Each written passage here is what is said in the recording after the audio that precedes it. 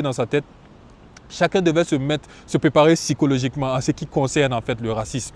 C'est vrai qu'on ne peut pas l'appréhender de la même manière, on ne peut pas gérer ça de la même manière, mais si tu veux immigrer, si tu veux sortir de ton continent et que tu es africain, moi je pense qu'il faut que tu te mettes ça dans la tête, il faut que tu te vaccines avec ça.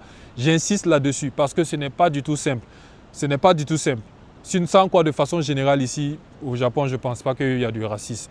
Voilà. Et c'est comme j'ai dit, c'est aussi avec les finances.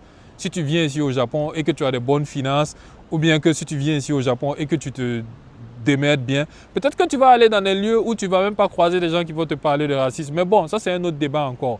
Voilà. Donc du coup, j'aimerais dire à ceux qui veulent venir ici, là, n'hésitez pas à venir. N'hésitez pas à venir ici. Je ne décourage personne. C'est un très beau pays. Il y a de très bonnes opportunités ici. Il y a plein de choses qui sont ici.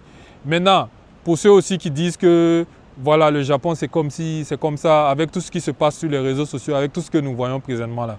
Moi je dirais que le Japon est dans une situation où elle n'a pas le choix. Elle ne peut que dealer avec les étrangers. C'est comme par exemple, comment je vais expliquer ça? C'est comme voilà, c'est comme dans le quartier. Vous savez que dans les quartiers, on a tout le temps quelqu'un qui ne s'entend pas avec les gens.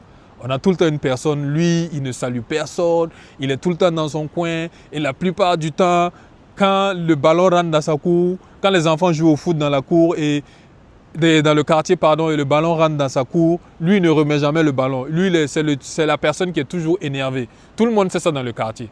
Donc, ce monsieur-là, imaginez-vous qu'un jour, subitement, bon, pas subitement, un jour, sa femme est enceinte ou je ne sais pas moi, son fils est malade et il doit envoyer son fils d'urgence à l'hôpital. C'est une question de vie ou de mort. Et il sort du quartier, il démarre sa voiture. Juste quand il tourne pour aller à l'hôpital, là, son pneu se perce. Et il y a les jeunes du quartier. Il sait très bien que personne ne va venir l'aider. Mais les jeunes du quartier, voyant la gravité de la situation, décident de venir l'aider. Il ne peut pas refuser l'aide parce qu'il est dans le besoin présentement. Et le Japon est dans cette situation-là. Elle a besoin d'immigrants. Bien vrai, même si dans le fond, souvent, elle n'aime pas les immigrants, elle n'a pas le choix. Donc pour toi qui veux venir ici, il ne faut pas mettre ça dans ta tête. Toi, tu es là pour un but, tu es là pour un objectif. Personne ne veut vieillir ici. On n'est pas venu pour mourir ici. Tu viens, tu fais ce que tu as à faire et tu continues ta route.